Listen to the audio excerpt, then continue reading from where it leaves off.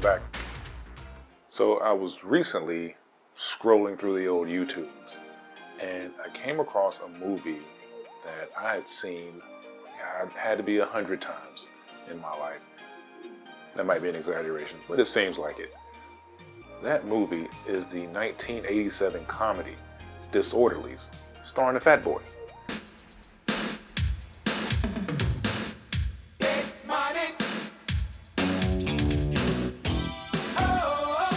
Now, previously I've talked about the Fat Boys on this channel, talking about the movie Crush Groove. You can go back and check that video here. But yeah, I wanted to talk about Disorderlies because it's one of those movies that you don't really hear about that often. And even looking online, there's not a lot of reviews for it. There's not a lot of people talking about it. And I was like, yeah, I want to watch this and I want to talk about it because I know I haven't seen this entire movie for at least 20 years, probably more.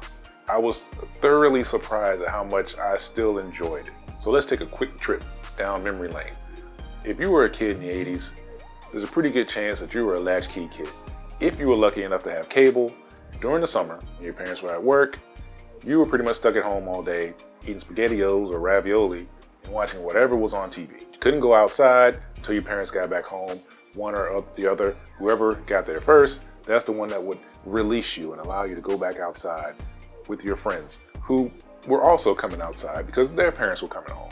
And this if your parents had like regular 9-to-5 type jobs. Services like HBO and Cinemax and Showtime would play movies every day. And a lot of times they play the same movies over and over and over again. So in a week, you might see the same movie 4 or 5 times. Some of those movies I remember watching on a daily basis were Moving Violations. Never be able to make it. None of them will. You think we're finished? Wash. Summer School. I'm teaching them. No way! Please take your seats. Where should we take them? And movies like Better Off Dead. 4 weeks. 20 papers, that's $2 plus tip. They were just on like constant repeat on HBO and Cinemax. So yeah, you're out of school for the summer, you got nothing else to do, you watch a movie over and over and over again. But these movies will always come on like in the morning or like around noonish, if I remember correctly. So it was like perfect time. You're eating whatever lunch your mom told you that you could have that day or left for you, and you're sitting down, you're watching some stupid movie. And for whatever reason, these movies that maybe aren't critically praised, they're still pretty good. So let's talk about Disorderlies. If there's a short way to describe this movie, it's basically an hour-and-a-half long episode of The Three Stooges. However, I do understand that people watching this video now may not know who the hell the Three Stooges are. So forgive me, Google it. But this movie's like a Looney Tunes cartoon almost. Like there's funny sound effects and like silly things happen. It's kind of slapstick a little bit. But getting into the story, the Disorderlies are the Fat Boys, which is a trio back in the 80s, a rap trio consisting of Prince Markie D, Kool Rock Ski, and Buff Love.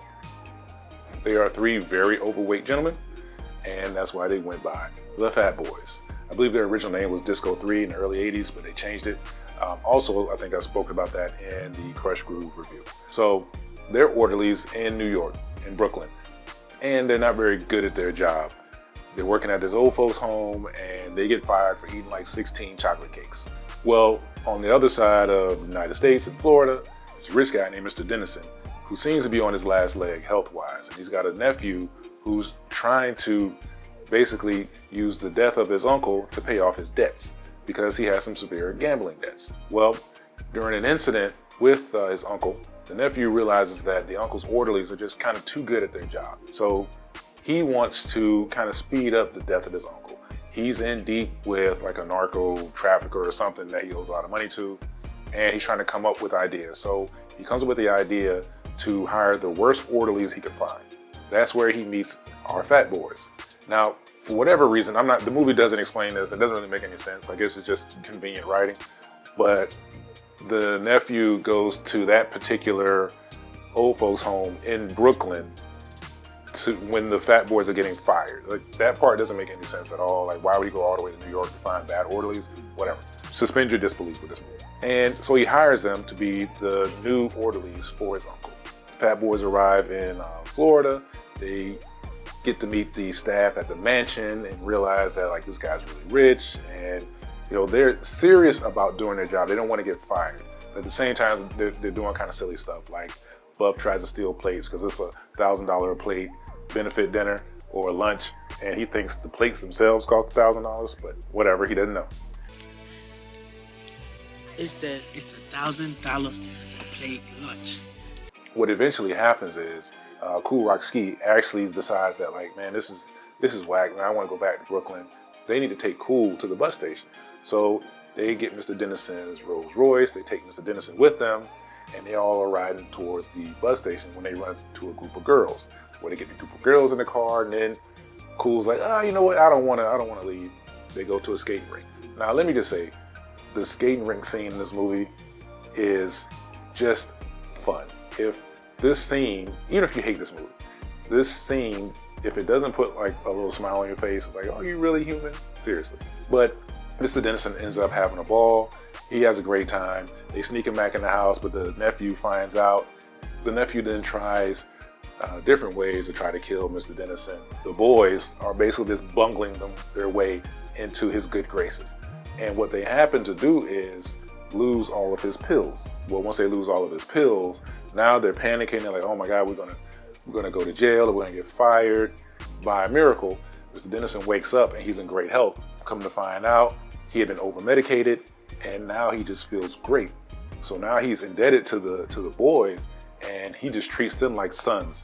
You know, he's taking them out to play polo, and they're doing all kinds of stuff they never had any experience with. They're working out. Mr. Dennison's getting stronger and stronger every day. That kind of continues until the nephew comes up with a plan to try to set the boys up and kill Mr. Dennison. And I don't want to give away the ending, but they end up being saved by the boys, and the nephew ends up going to prison. All that being said, this movie is still like really silly. It's just as silly as it was back in the 80s, even more so now. But it's still fun. It's objectively not a very good movie, but it definitely isn't bad, and it's honestly kind of a good time. It's one of those movies that I hesitate to even call a guilty pleasure, because a guilty pleasure kind of insinuates that the movie itself isn't good. And I don't think this movie's that bad. I think there are areas where it could have been better, but it's definitely a good time. And I really think that like people should give it a shot if they've never seen it. It is, like I said, it's really silly. I would say, you know, kids could watch it, except, let me go on a tangent here. How did this movie get a PG rating? Because there's some cursing in it, but there's like full frontal nudity in this movie. 2 naked white women in a pool. And even when they're calling the police, the one has on like a towel, but you can see everything. I don't know how this movie got a PG rating. This movie came out in '87. It was definitely after the PG-13 was created. At the very least, it should have been a PG-13. And I'm thinking that like these days, the pool scene would have gotten it an R rating. And they were being kind of creeps. Like, I don't know if we even see that scene these days anyway. But that aside, I'm not sure how this movie got a PG rating. Otherwise, it is a pretty cool family movie, an 80s family movie. Maybe not these days, but it's just a great time. Yeah, give Disorderlies a shot. You know, I kind of love it. I'm probably gonna watch it again. Actually, it's on YouTube for free right now, so if there's really no excuse, you know, you don't have to pay for any subscription service to watch it. So give it a shot. Anyway, I'll be back. Thanks for watching.